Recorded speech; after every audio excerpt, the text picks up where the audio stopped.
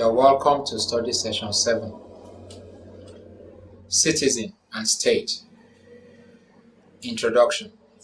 In this study session, we will look at the relationship that exists between the citizens and the society in which they find themselves. We will also examine the kind of obligation and duties they owe each other and under what circumstances such obligation can and should be broken. Learning outcomes. When you have studied this session, you should be able to define and use correctly the following terms in bold: society, state, government, citizen. Discuss the formation of a society. And the last, explain the nature of political obligation. Formation of society. Imagine that all the rules and regulations guarding our conduct in the family, in the homes, in the schools, in markets, in driving, in promise keeping, in banking, in fact, in the entire society and in human relationship generally, are suddenly removed, and we no longer have any law, both moral and legal. What consequences do you foresee? There will be unbridled anarchy resulting from the breakdown of the society as we know it. This would mean that people now have the capacity to do what they like, as they like, and when they like. Most importantly, it means that a person can now become the lawgiver, the law interpreter, and the law executor in his or her own case. For instance, if another person offends you, you are the one to determine the magnitude of the offense, the nature of the punishment, and the execution of the punishment. In such a situation of lawlessness, there are several things that we can note. The first is that there are some people, especially the powerful and the unjust, who will have undue advantage in oppressing and dominating others who are not so powerful. The second thing to note is that even those who are weak and just will eventually find a way to retaliate any wrong and unjust treatment against them. Now imagine what will happen. A powerful man decides to take the wife of a less powerful man simply because he likes the woman and he has the means to take the woman by force. The husband of the woman, because he is weak, also goes about looking for others who find themselves in a similar situation. These people also get together to retaliate against the powerful man, since they have also derived strength in number. The result of this is that life becomes very fearful and dangerous. It becomes a situation of the war of everybody against everybody, where anything can happen to you. This is a real assessment of what men can do in a situation where there is no law or regulation that will hinder them from getting what they like, whether that thing they like is good or bad. Imagine that one day you found a magic ring that has the power to make you invisible to everybody. What are the things you are likely to do with that ring? Would you not consider seriously the prospect of visiting the bank? The other side of the case is that no man wants to get injured as a result of their often unjust action. Take a robber, for example.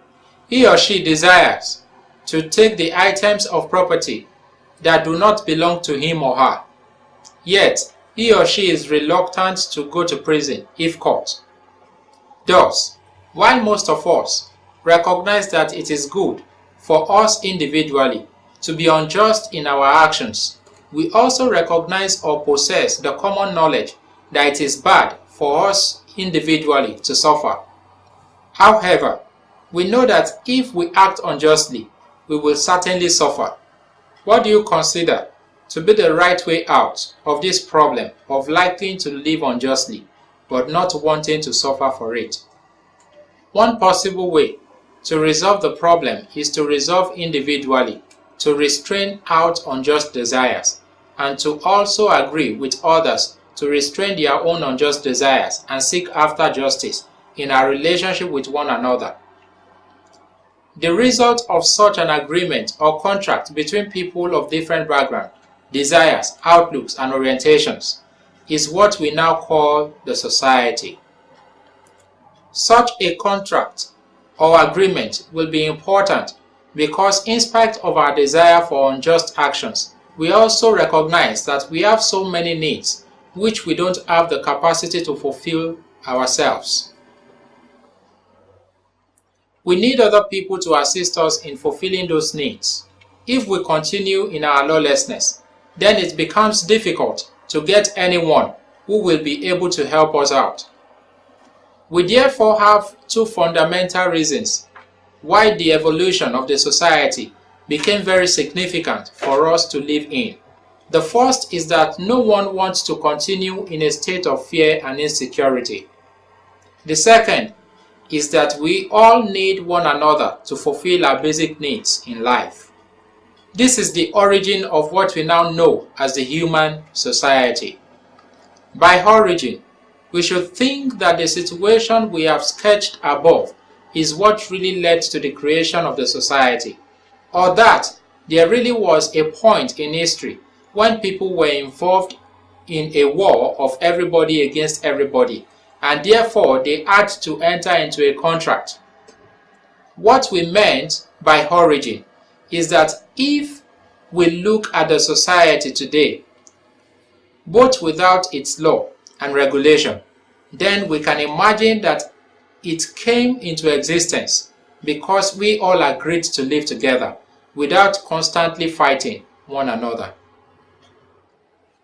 What then is a society?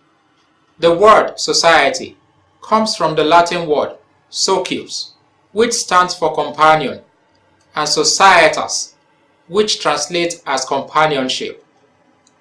The term is a broad one that brings together all animal species that relate socially. For instance, bees and termites are also called social animals because they relate socially.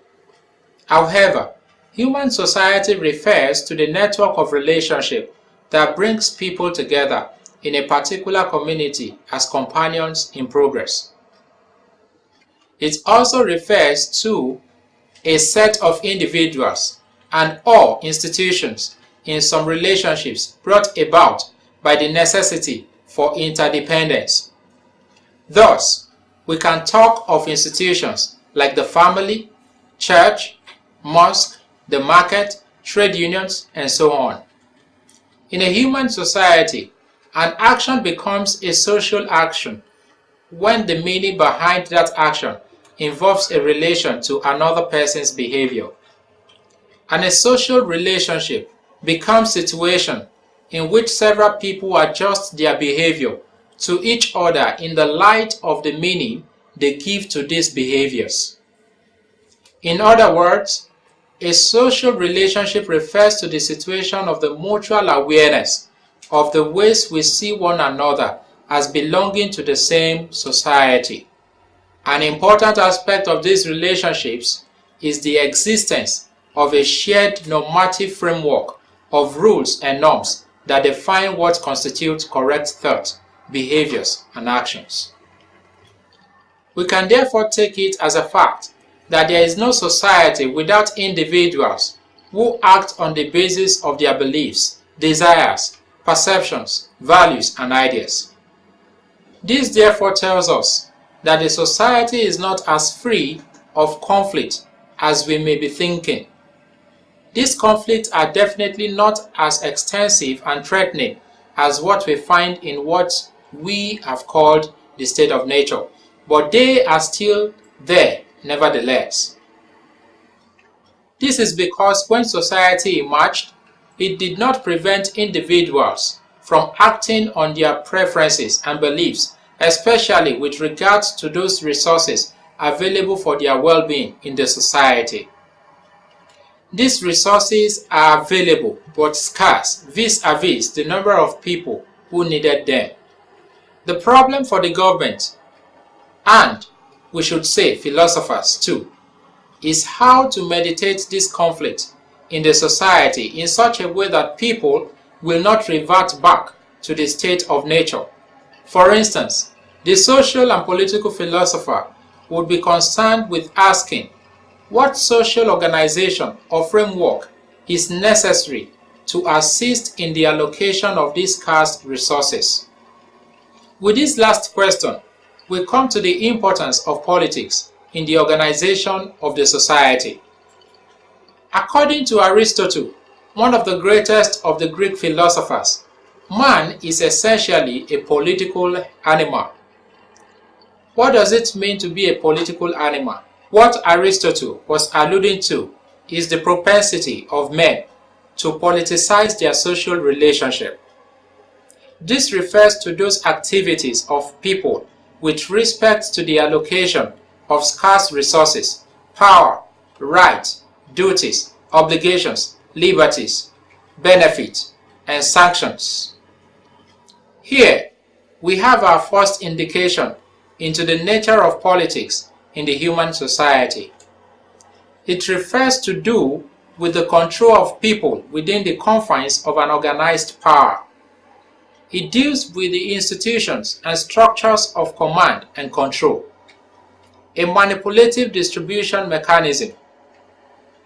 Politics, in this sense, is the authoritative allocation of values, being a form of activity which focuses on the quest for competitive advantage in various societal situations. Politics, in this regard, has the same root meaning with policy and police. A policy refers to a program of action adopted by a person, a group, or a government. The police is itself an organization for maintaining law and order. Politics and policy are both plans of actions involving the ideas of an organization. Politics and policy are both plans of actions involving the idea of organizing or directing other men. The police is the organization for carrying out the plan. Politics essentially, therefore, is a policy making activity which reaches its implementation in the search for a regime, that is to say, for the method by which rules of organization and direction are determined. Thus, when men successfully politicize their social relationship, few people make policy decisions on behalf of the many with regard to the distribution of the scarce resources of the society. These few people are called the government. The many are called the citizens. Now, let us regard the question, how do we organize the human society? There are several answers to this question, manifested in the forms of organization several societies have appropriated to organize their own society. In this sense, we can talk of the monarchical society, the aristocratic society, the democratic society, the oligarchic society, and so on. However, the most pervasive and popular answer to the question of how to organize the human society in today's world is democracy. And the most fundamental assumptions of democracy are: A. The people understand what is best for them or what is in their own interest, and therefore, as a result, B. They should be allowed to decide the issue of governance on their own. Democracy derives from the Greek word demokratia, a combination of demo and kratian, meaning the rule of the people. Abraham Lincoln entrenched the meaning of this word with his definition of democracy as the government of the people, for the people, and by the people. It is only within a democratic society that the distinction between the government and the citizens becomes meaningful. These are concepts that possesses significant meaning as the relationship that ought to exist between those who govern and those who are governed. Citizenship refers to the legal status of an individual which gives the person some right to exercise against the state. These rights include fundamentally the right to live in the state, as well as participate in the political processes like voting and being voted for. On the contrary, being a subject rather than a citizen implies that a person owes allegiance to a political sovereign but does not possess the right to participate in the political system. Political obligations of citizens. To be called a citizen of a state means that one has entered into a relation of rights and duties with the state as well as with other citizens. This is what is called political obligation. This implies a moral duty to obey the rules and regulations of the country of which one is a citizen. While this may not be a problem, the real problem for political philosophers is this: why are the citizens of a state bound to support and comply with the requirements of their political authorities and institutions? Why must I, as a citizen of a state, obey the law of that state? Why must you pay your tax? The other side of the question is this: under what condition am I free to disobey the government and its institutions?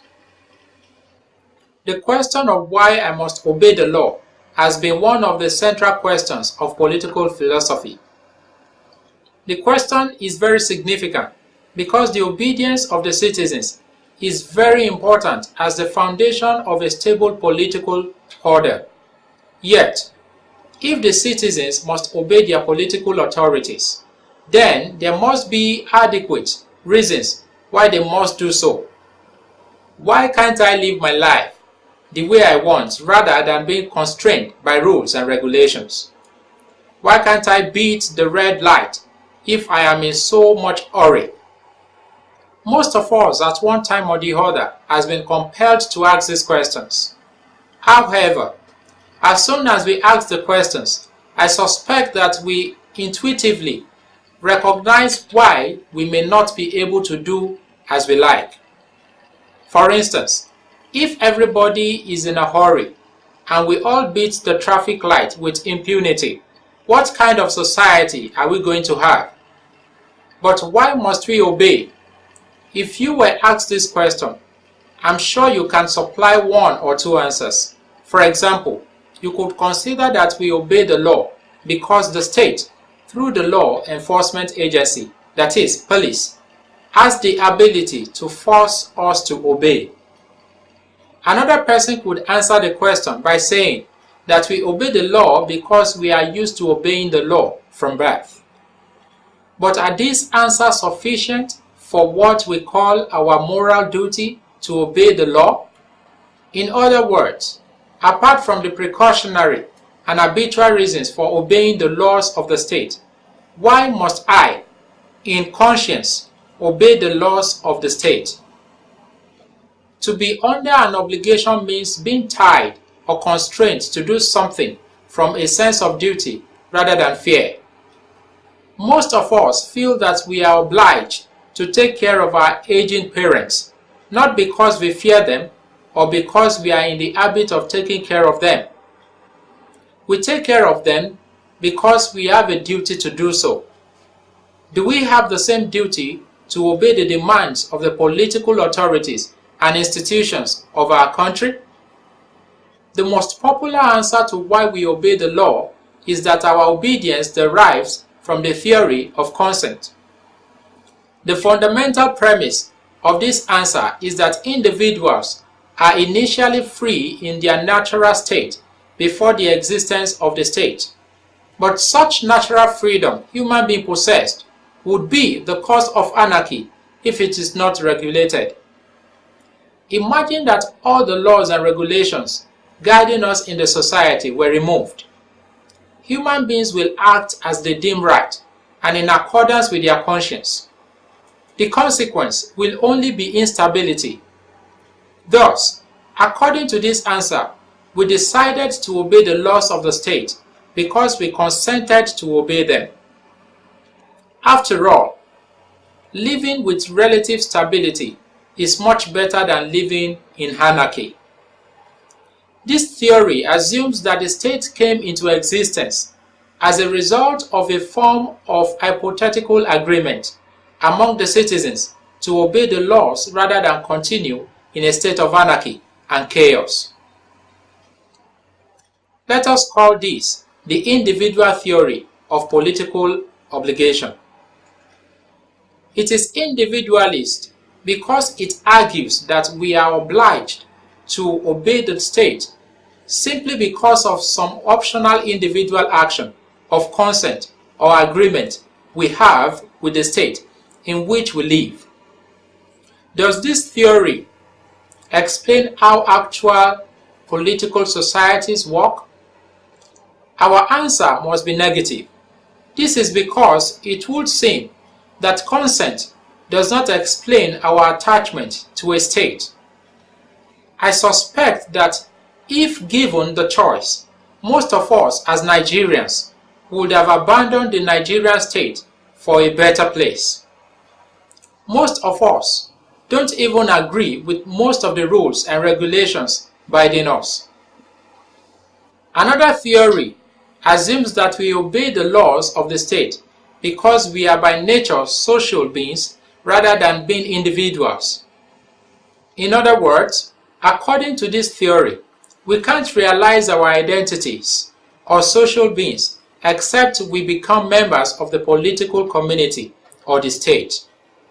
The plans, purposes, and values we have as human beings are provided for us by the roles that we play in the society in which we find ourselves. It therefore follows that if we are what we are by our membership in a state, then we are by that fact obliged to do what the state requires. We are obliged to obey the rules of the society or state because this is part of what it means to be a member of such a state. That is, who we are in a social context is an indication of what we are obliged to do.